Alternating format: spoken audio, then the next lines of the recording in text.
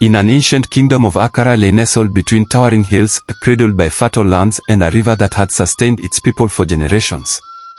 The river, known as the Akara, was more than just a source of water, it was life itself.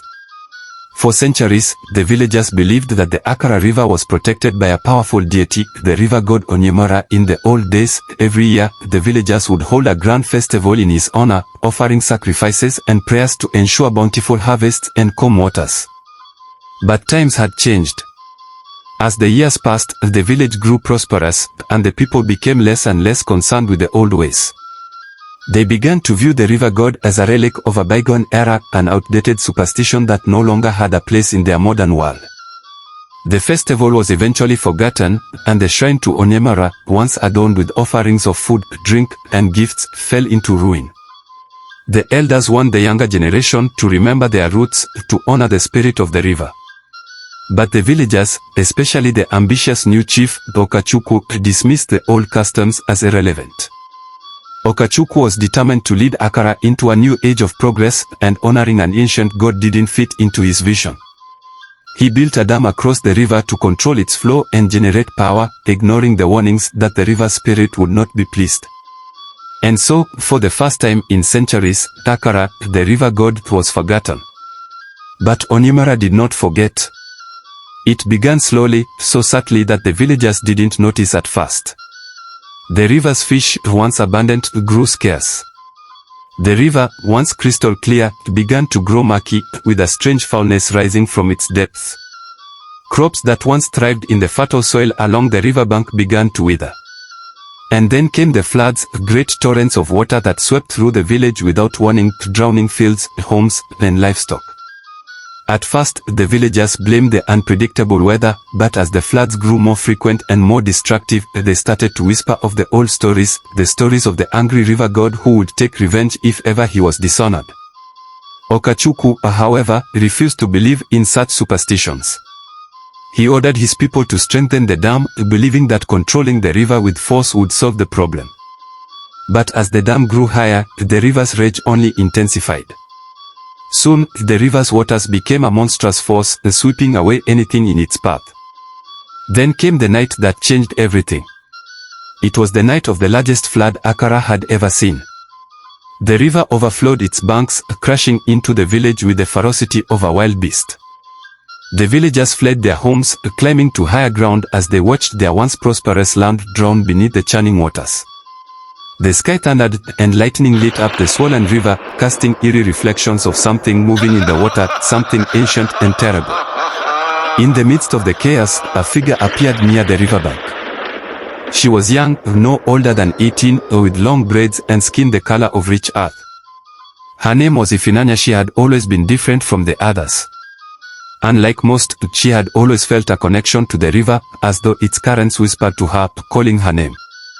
Her grandmother had often told her stories of Onyemora, the river god, and how he had once protected their people. Ifunanya had always felt a deep respect for those stories, even when others laughed at them. She was the only one who still visited the old shrine by the river, the only one who left small offerings of fruit or flowers, believing it might still matter. As she stood before the raging river, watching the water claim her village, something stirred within her. She felt the pull of the river, a voice, many voices, rising from the depths. Ifunanya. The voice of the river whispered, "Come to me." Without hesitation, she stepped forward, the water lapping at her feet. She felt the ancient power within the river calling to her, guiding her deeper. The villagers, huddled on the hillside, saw her enter the water, but none dared follow. They believed she had lost her mind, that she would be swept away like everything else. But Ifunanya felt no fear. As she waded deeper into the river, the current swirled around her, pulling her closer to the center. The sky cracked with lightning, and the wind howled through the trees, but Ifunanya pressed on until she stood waist deep in the river's heart. The water swirled, forming a whirlpool around her, and from the depths rose a figure, a towering, serpentine form made entirely of water, with eyes glowing like emeralds and a voice as deep as the river itself. It was Onyemora. "Why have you come, a child of Akara?" The river god's voice boomed, his form towering over her. "Your people have forgotten me. They have taken my waters and disrespected the balance. Now I will take from them as they have taken from me." Ifunanya trembled but did not back away. "Mighty Onyemora," she began, her voice steady despite her fear. "The people have strayed, but they are still your people. You once protected us, gave us life through your waters. We have been foolish, but I beg you, spare them. I will do anything you ask. Let me atone for our mistakes." The river god's eyes narrowed. "You offer yourself for their sake, knowing they have abandoned me." His voice was laced with skepticism. "Why should I spare those who have cast me aside for their greed?" Ifunanya took a deep breath. "Because they have forgotten, but I have not. I still honor you. I still remember the old ways.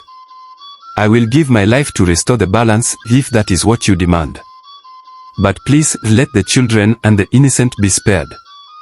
For a long moment, Onyemora was silent, the waters churning around him. Finally, he spoke. "I will accept your offering, child. But know this, the balance must be restored, and sacrifice is the only way. You will not die, but you will no longer walk among them. You will serve me here in the waters until they learn to honor me once more." Before Ifunanya could respond, the waters surged around her, and she felt herself being pulled under. The villagers, watching from the shore, gasped as she disappeared beneath the river's surface. But the floods began to recede, and the river, once wild and furious, grew calm. The people of Akara were saved, but Ifunanya was never seen again. In the years that followed, the villagers rebuilt their homes, and they remembered the lesson they had learned. A new shrine was built for Onyemora, and each year, they held a festival to honor the river god, offering sacrifices to ensure his protection.